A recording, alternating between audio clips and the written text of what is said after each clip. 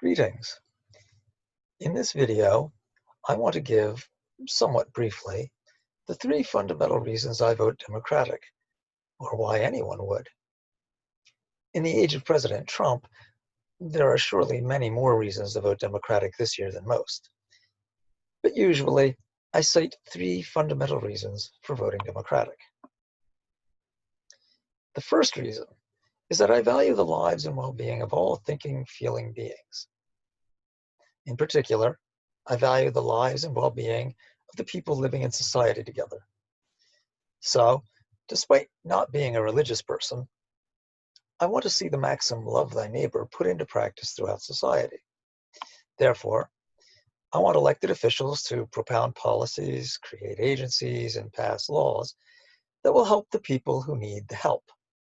I want elected officials to act as though they cared about the lives and well-being of their constituents, and indeed of everyone. I'm not worried about the rich and powerful. They'll be fine. It's not that I don't care about them. They're people too, after all. I'm just not worried about them. They'll be fine. They don't have to worry about where their next meals are coming from, or have to decide whether to buy food or to buy medicine. But there are people who do have such worries, and I want the people who need the help to get it. I see Democratic leadership in Congress and in state legislatures trying to do this more than I see Republican leadership doing it. It's not that ordinary Republicans in the street don't care as much as ordinary Democrats in the street. I'm sure a great many do. Rather, it's that the Republicans in government aren't acting as though they cared as much. And it's also not as though no Republican leaders acted so as to put the maxim love thy neighbor into practice. For instance, former Ohio Governor John Kasich and Senator Mitt Romney clearly have done so. It's just that, by and large, I see Democratic leadership propounding policies, creating agencies, and passing laws to help the people who need the help, more than I see Republican leadership doing so. The second reason I vote Democratic is that I value expert opinion, and especially the consensus of expert opinion. And I want policies, regulations, and bills to reflect the consensus of expert opinion, where there is one. I do fear that the word opinion in the term expert opinion might be misleading. The opinion of an expert is not simply an opinion like anyone else's. Everybody has his own opinion. You have your opinion, I have my opinion, he has his opinion, and nobody's is any better than anybody else's except to himself. But expert opinion is well-informed opinion. Expert opinion is based upon the extended, intensive study of the subject in which the expert is an expert. In that subject area, the expert knows what he's talking about. And where there is a consensus of experts, it indicates that careful, extended study of the relevant facts by people who, by virtue of such study, know what they're talking about, has revealed what reasonable, well-informed people agree is true, or at least likely to be true. The consensus of experts gives us our best picture of the world, or at least our best picture of the part of the world about which the relevant experts are experts. In my admittedly limited experience, I see Democrats following the consensus of expert opinion more than Republicans.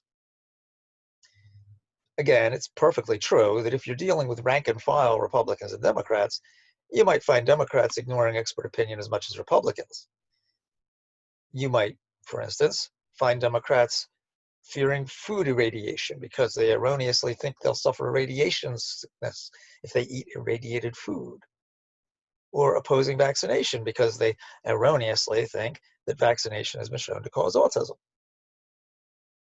But when I look at the leadership of the two parties, at those who actually occupy high office and who actually make policy, I see Democrats following the consensus of expert opinion more than Republicans. The third reason I vote Democratic is that I value individual freedom. Each of us has needs and desires, and each of us wants to pursue the satisfaction of his own needs and desires as he sees fit. Yet, We also live in society together, and we have to accept certain restrictions upon our personal freedoms in order to live together.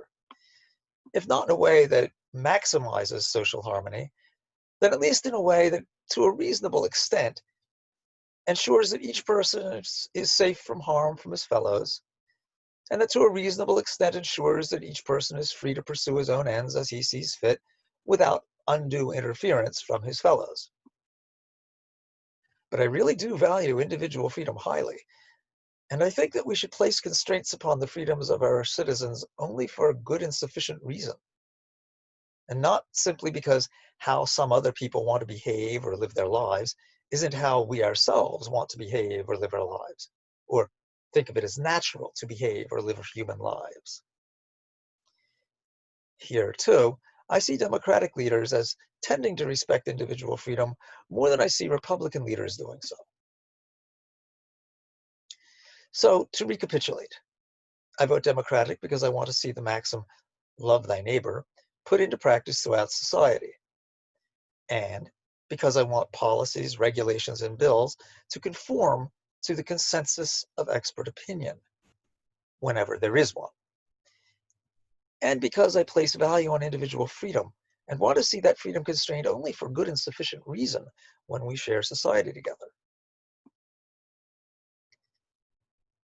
If you find yourself thinking, but those are reasons why I vote Republican, well, good. That means we share some basic values and can have fruitful conversations about which policies to pursue. Frankly, I find it difficult to know how to talk to people whose fundamental values differ radically from my own.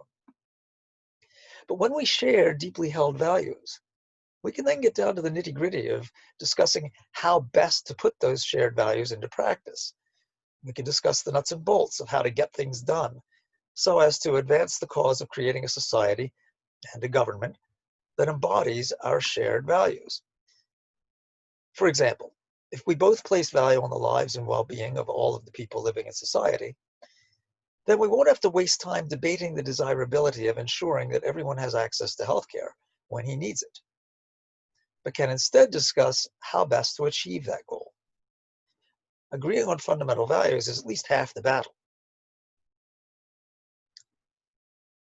In future videos, I will discuss how those three reasons, as applied to certain specific policy issues, make of me a flaming liberal. I'll explain how those three reasons end up motivating me to vote Democratic. For now, though, this video is coming to a close. And for now, I only want to emphasize that, in fact, my voting Democratic is indeed based on fundamental values, values that I hope we all share. As always, may reason and compassion be your guides.